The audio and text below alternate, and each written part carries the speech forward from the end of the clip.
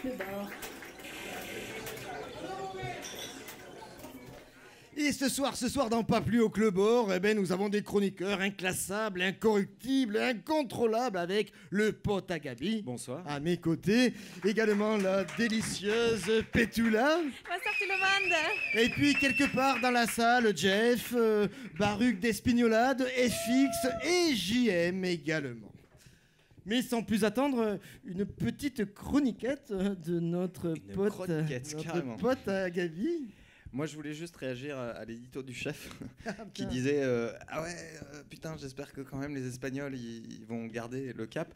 Moi, j'en suis sûr parce que on le sait bien, les Ibères sont rudes. Oh. Non, pardon, c'est dans Astérix, mais j'y ai pensé. Alors du coup, il fallait que je fasse. Non, c'est bien. Mon pote Gabi, il dit des fois. Moi-même, j'ai des amis aveugles, mais je me demande parfois si on peut considérer la cécité comme un point de vue vraiment clairvoyant. Et il est comme ça, Gabi. Des fois, il fait dans la rhétorique, quand il doute de son opinion ou de sa capacité à convaincre l'autre. Et des fois, du coup, il use de la captatio benevolentiae. Sache, ô auditoire ignare, sache, ô auditoire ignare de Campus FM, que le captatio benevolentiae, qu'on peut traduire très grossièrement par public captif ou convaincu, est une figure de rhétorique dont on trouve la trace pour la première fois dans l'art de la rhétorique d'Aristote. Oui, depuis que j'ai fini de lire Harry Potter, je me suis dit que j'aimerais lire quelque chose d'un peu plus léger. Le captatio benevolentiae, c'est le parfait exemple du « je suis pas raciste, mais » trois petits points. Qui peut d'ailleurs être aussi une prétérition, mais pas que, bref, on s'en fout. L'idée, c'est de se mettre l'auditoire dans la poche, dans les premiers mots. Je suis pas raciste, mais trois petits points, c'est dire, enfin, c'est que le public se dit, ouf, le mec, en fait, c'est pas un salaud, donc peut-être ce qu'il va dire, c'est intéressant, ou en tout cas, on pourra en discuter.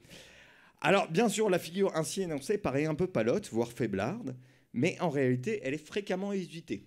Exemple. Mon ennemi, c'est la finance, mais vous comprenez, la loi Macron, ça va favoriser les deux côtés de la balance, tout ça. La France doit aider et développer et protéger la démocratie au Mali et ailleurs. Mais quand la plèbe est contre le TAFTA, c'est qu'elle a rien compris. Ou encore, de toute façon, je suis le Premier ministre, donc j'irai voir les matchs de foot que je veux et je vous emmerde. Dans ce dernier cas, c'est pas vraiment une captatio benevolentiae, parce que il faudrait penser que le fait d'être Premier ministre soit vraiment un argument positif, ce dont je suis pas sûr. Mais de toute façon, j'ai rien trouvé dans la rhétorique d'Aristote pour comprendre la manœuvre de sa réponse. Et donc, du coup, j'invite ici et présentement Manuel Valls à lire la rhétorique d'Aristote, parce que vraiment, j'ai pas compris. En fait, l'essentiel de cette technique rhétorique est basé sur le fait de prétendre d'être quelque chose qu'on n'est pas vraiment. Le principe de la séduction, quoi. On affirme des choses un peu consensuelles qui plairont, et puis après, on fait comme on est, et c'est là où ça grince.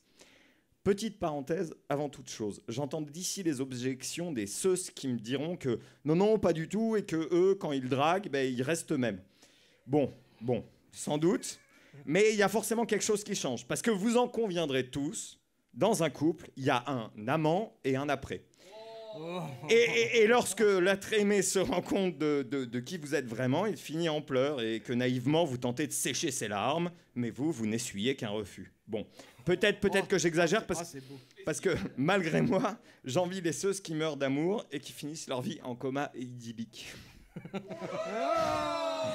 Bref, pour en revenir à nos locutions latines, ça fait un sacré dégât.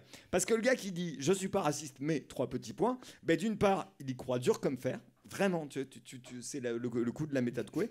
Et d'autre part, en plus, il en devient inattaquable et s'offusque quand on le fait. Pourtant, la question se pose. Qui est le plus grand danger pour la paix sociale ?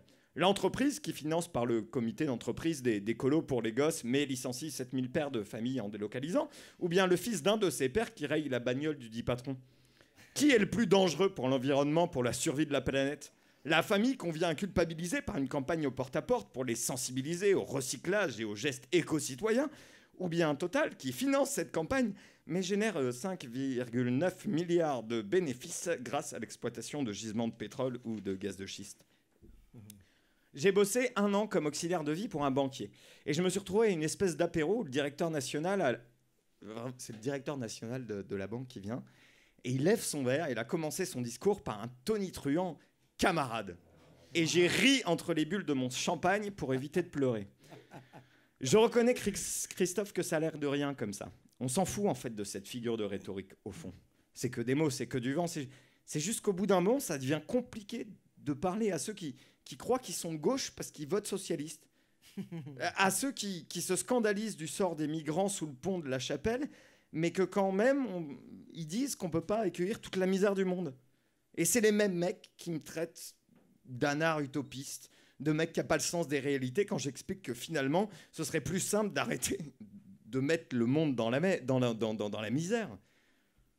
Oui, mais, me disent-ils, oui, mais ça fonctionne pas comme ça.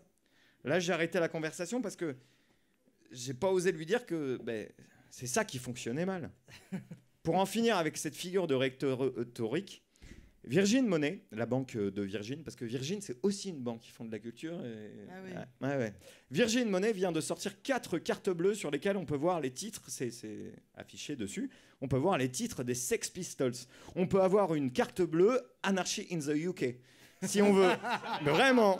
Et le patron de Virgin de déclarer, il est temps que les gens aient un peu de rébellion dans leur poche. D'ailleurs, 3 petits points. Là, j'ai arrêté de lire. Parce que moi-même, qui suis punk, je suis d'accord avec ce monsieur. Même si, moi, perso, ma langue et ma rébellion, j'ai pas envie de les laisser dans ma poche. Et même si ça se voit pas à la radio, oui, je suis punk. J'entends ma crête qui pousse à l'intérieur. Bravo. Les potes à Gabi.